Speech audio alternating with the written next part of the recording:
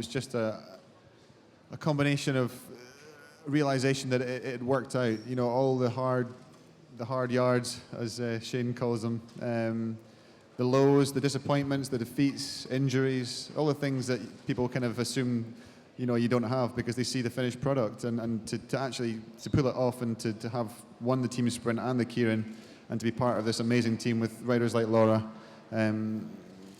it was just a feeling of wow, you know, and you could just relax. Well, before we hear from Laura, I wanted to ask you about Laura, because if you don't mind me saying, you're the old man of the team at 36. You've got a 20-year-old here who Dave Brailsford has said is an athlete who's once-in-a-lifetime athlete. I mean, can you say a few words about Laura and her achievement at these games? Yeah, I would echo what Dave said. You know, it's amazing what Laura's done, and, you know, physically, the time she's doing, the performances, but not just that, the way she's dealt with the pressure. You know, coming into a team with such established names and successful athletes, she hasn't just squeaked onto the team. She's stormed onto the team, and the guts that she's shown in so many races. Yeah, we were all in awe and standing clapping. And you know, I thought I was impressed with her ride in Melbourne at the World Championships. But I think obviously what you've done here has topped that. So well done. Thank you for the round of applause. I think people are rather impressed with you, Laura. I asked for some questions for you on Twitter, and I think you've got about 300 proposals for marriage as well. So you're very popular in that department as well. But what's it been like the last few days for you? I mean, 2 Olympic gold medals. We knew you had that World Championship quality in you, but to do it here on the home stage must be incredible. Oh, it really is. Like, it just feels totally surreal for me, and like I still can't believe this is happening. Like, I'm just a 20-year-old kid.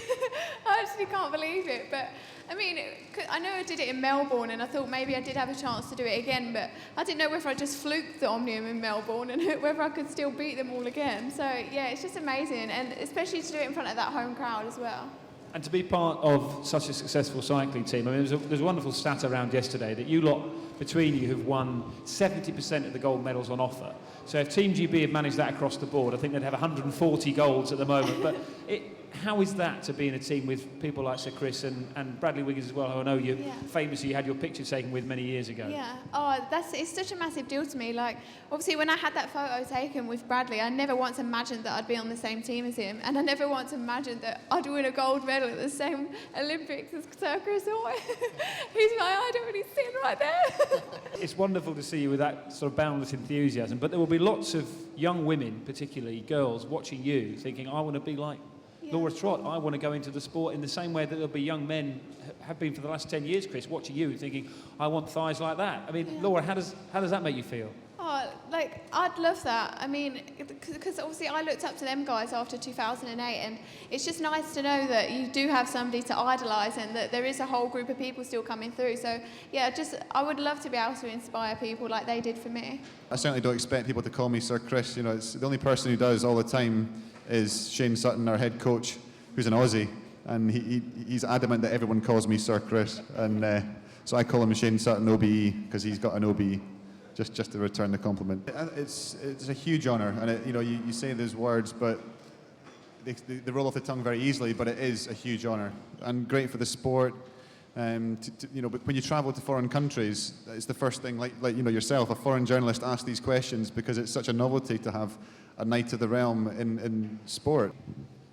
It's very difficult to pick out a favourite, but if I had to, it would be last night. You know, before then I would have said maybe the team sprint on Thursday or even Athens because it's my first gold medal. But last night to be able to cap my Olympic career with a win in front of the home crowd and just to do it in a fairly dramatic fashion was amazing. I genuinely was blown away. And the thing with the Keirin as well, it's not like the sprint where you've got to the final and you're guaranteed a silver medal. You line up in the final of the Keirin and literally anybody could win it out of those 6. So there's nothing taken for granted. You don't expect to win. You know it's possible, but you don't expect to win. And when it works out and you cross the line and you hear that roar, there's nothing like it. And I was just, as Dan was saying, I was sitting there exhausted, and it was so hot, and just relief and excitement, everything at once. It was incredible. I was inspired into cycling through watching ET, and it was just, I was about 6 years of age, and I'd never seen BMX bikes before, and it's not that I thought you could just ride off into the sky. It was the scene where they're going over the jumps and they're getting chased by the police, and I just thought, wow, that looks fantastic. And shortly after that, I got a BMX bike, and I took up BMX racing, and that set me on the path to where I am now. It's when you go back to see your phone and you've got, I don't know how many texts and messages and Twitter, literally just thousands of people sending you congratulations. And I think it's just when you see friends that you haven't spoken to for a long time and that because of your sport, you have to sacrifice so much. And, not that I'm complaining, but you do have to sort of miss out on socialising. And it's a realisation now that I can spend more time with my family, my friends, and really catch up and hopefully, make up for all the time that I've been spent training and away from home. It really has been fantastic, and none of us really believed that we were going to emulate Beijing. I thought we, potentially were going to squeak 4 or 5 medals, gold medals, but yeah, we were blown away by it and inspired by each other's performances.